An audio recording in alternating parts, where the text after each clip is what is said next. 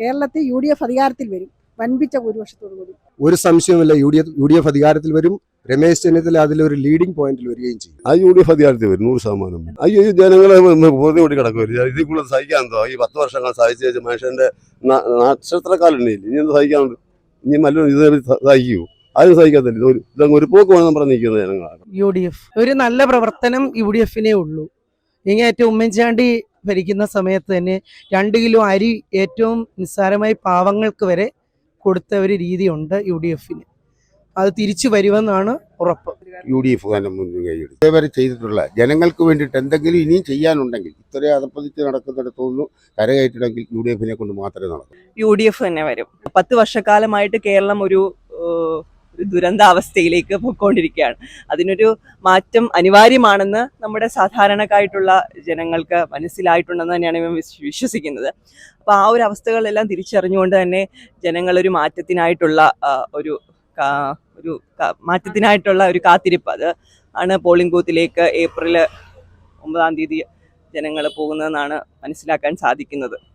UDF വരും. കഴിഞ്ഞ 10 വർഷമായിട്ട് ഈ കേരളത്തിൽ ജനങ്ങൾ അനുഭവിച്ചുകൊണ്ടിരിക്കുകയല്ലേ. കഴിഞ്ഞ നമ്മുടെയൊക്കെ നോട്ടത്തിലൊരു BJPയും CPM തമ്മിലുള്ള ഒരു നീക്കുപോക്കിൻ്റെ അടിസ്ഥാനത്തിൽ വന്നതാണ് കഴിഞ്ഞ മന്ത്രിസഭ.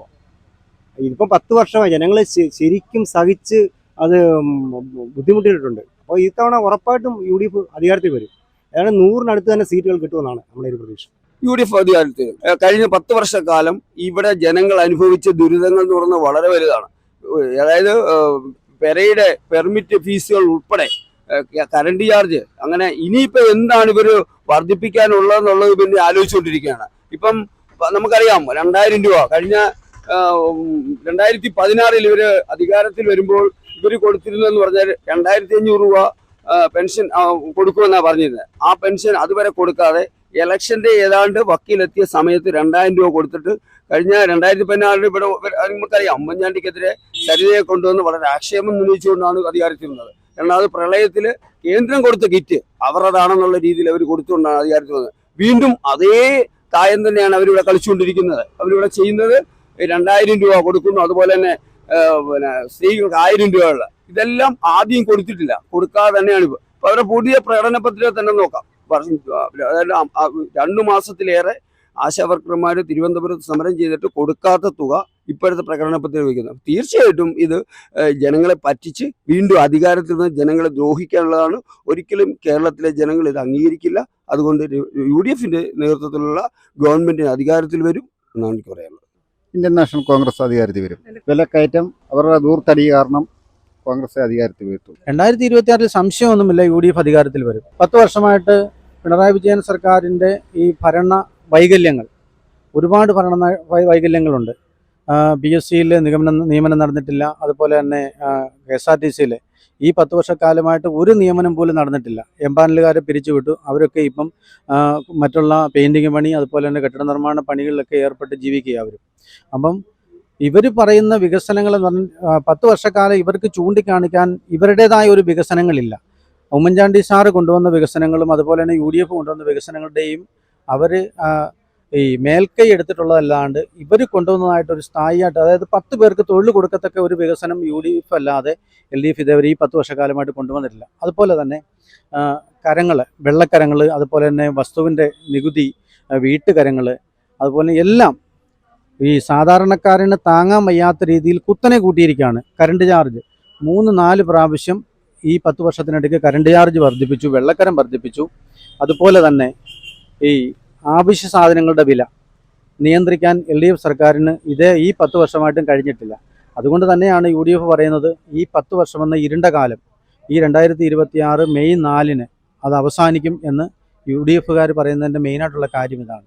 100% ഉറപ്പാണ് ഐക്യജനാധിപത്യ മുന്നണി തന്നെ കേരളത്തിൽ അധികാരത്തിൽ വരും. കഴിഞ്ഞ 10 വർഷക്കാലമുള്ള പിണറായി വിജയന്റെ ദുർഭരണം, ഇവിടുത്തെ നമ്മളുടെ ചെറുപ്പക്കാരെല്ലാം വഴിതെറ്റിപ്പോകുന്ന അവസ്ഥ, ഇവിടുത്തെ നാട്ടിൽ ജനങ്ങൾക്ക് സമാധാനമായി ജീവിക്കാൻ പറ്റാത്ത അവസ്ഥ, പോലീസുകാർക്ക് പോലും പുറത്തിറങ്ങാൻ പറ്റാത്ത, പോലീസുകാരെ ഗുണ്ടകൾ ആക്രമിക്കുന്ന, അത് അങ്ങനത്തെ ഒരു കാലത്തിലോട്ടാണ്.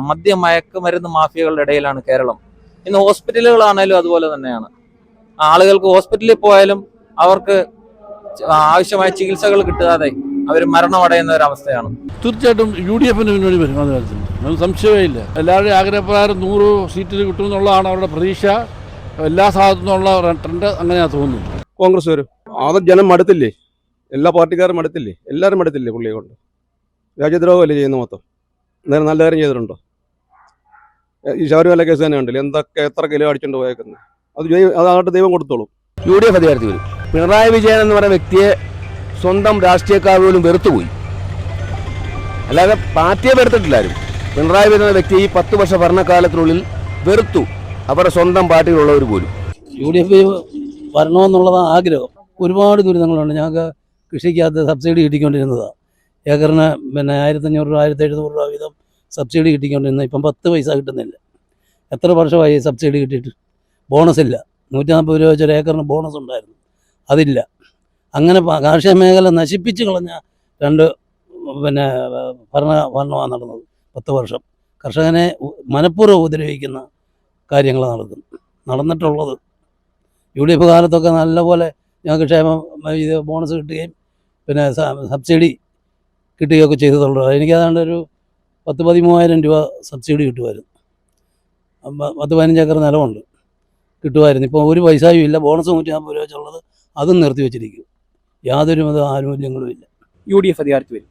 കഴിഞ്ഞ 10 വർഷക്കാലമായി നാട്ടിലെ ജനങ്ങൾ അനുഭവിക്കുന്ന വേദനകളുടെ, പ്രയാസങ്ങളുടെ, ബുദ്ധിമുട്ടിൻ്റെ അറുതിയാണ് ഈ 10 വർഷം അവർ പൂർത്തീകരിച്ചത്. അടുത്തത് കേരളത്തിൽ UDF അധികാരത്തിൽ വരും.